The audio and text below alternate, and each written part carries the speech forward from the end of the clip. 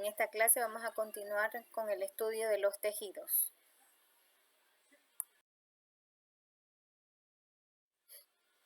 El tejido epitelial. El objetivo es comprender la importancia del tejido epitelial en el organismo, correlacionándolo con su ubicación y sus funciones.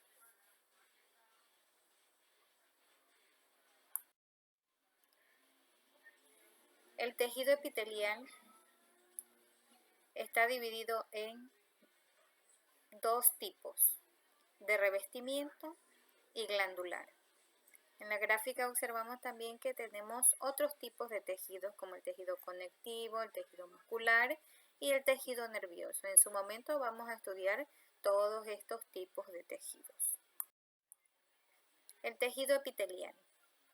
El tejido epitelial es la variedad de tejido básico o primario constituido por agrupaciones de células situadas en forma adyacente, fuertemente adheridas entre sí, con escasa matriz extracelular y relacionada con el tejido conjuntivo a través de la membrana basal. La membrana basal es la interfase entre un epitelio y el tejido conjuntivo subyacente, es decir, que es el espacio que hay entre el tejido epitelial y el tejido conectivo se llama membrana basal, ese espacio que observamos aquí en el gráfico. Sirve de apoyo al epitelio y al intercambio de sustancias. Se forma por la actividad secretora de las células epiteliales y de las células del tejido conjuntivo. Es decir, que los materiales que secretan tanto las células del epitelio como las células del tejido conjuntivo acumulan esa sustancia que ellas secretan y forman la membrana basal. Alcanza una dimensión de entre 50 a 150 micras de grosor.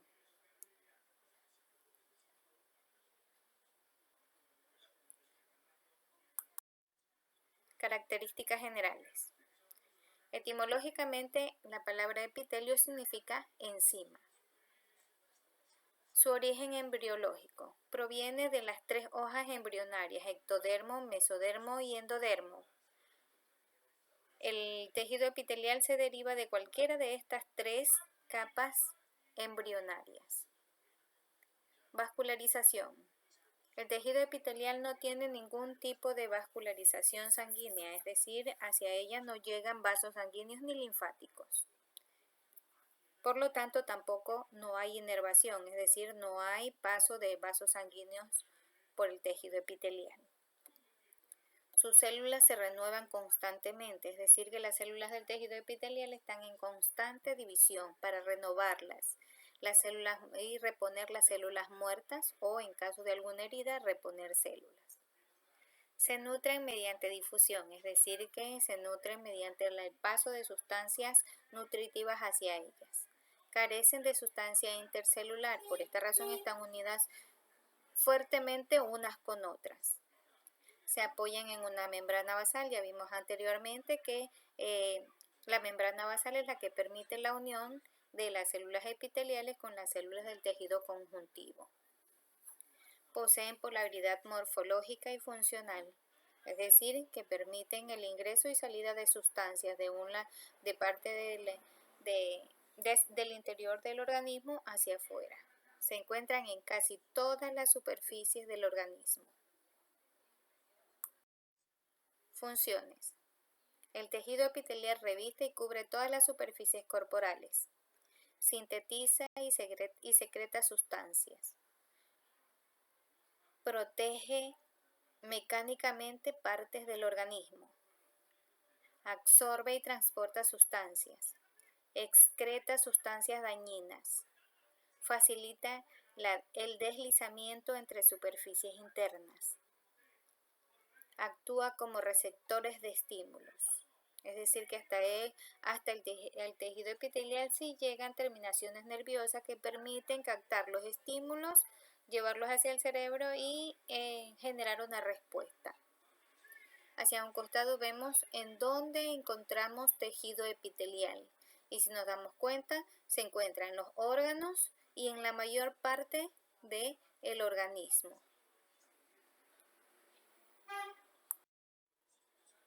Tejidos epiteliales. Existen dos grandes grupos de tejidos epiteliales, los tejidos epiteliales de revestimiento y los tejidos epiteliales glandulares. Los de revestimiento, como su nombre lo indica, sirven para tapizar superficies corporales, también cavidades internas de los órganos. El tejido epitelial glandular sirve para secretar sustancias que permiten el normal funcionamiento del organismo. Aquí en el gráfico observamos que existen varios tipos de tejido epitelial de revestimiento. Ahí tenemos el simple y el estratificado.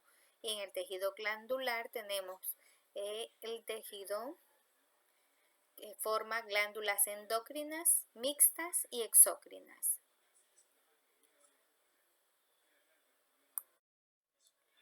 Epitelio glandular. Se caracteriza por producir sustancias de diferente composición al plasma sanguíneo. Todas las sustancias que producen las glándulas van al torrente sanguíneo para combinarse con todas las sustancias que ingresan hacia el organismo, permitiendo el normal funcionamiento de este. El epitelio glandular se clasifica en tres grandes grupos: exócrinas, endócrinas y mixtas. Las glándulas exócrinas son las glándulas que pueden ser unicelulares o pluricelulares, simples o compuestas tubulares o alveolares, mucosas o cerosas. Estas glándulas exócrinas secretan sustancias que se envían al exterior del organismo. Las glándulas endócrinas son aquellas que envían sustancias o secretan sustancias que van directamente al torrente sanguíneo, del torrente sanguíneo las distribuye hacia todo el organismo para permitir que nuestro organismo funcione de manera normal. Las glándulas mixtas son aquellas que poseen tanto una parte endocrina como una parte exócrina. Estas glándulas secretan tanto sustancias que van hacia el exterior del organismo como al interior del organismo. ¿Ya? En ellas encontramos al páncreas, los testículos, los ovarios y el hígado.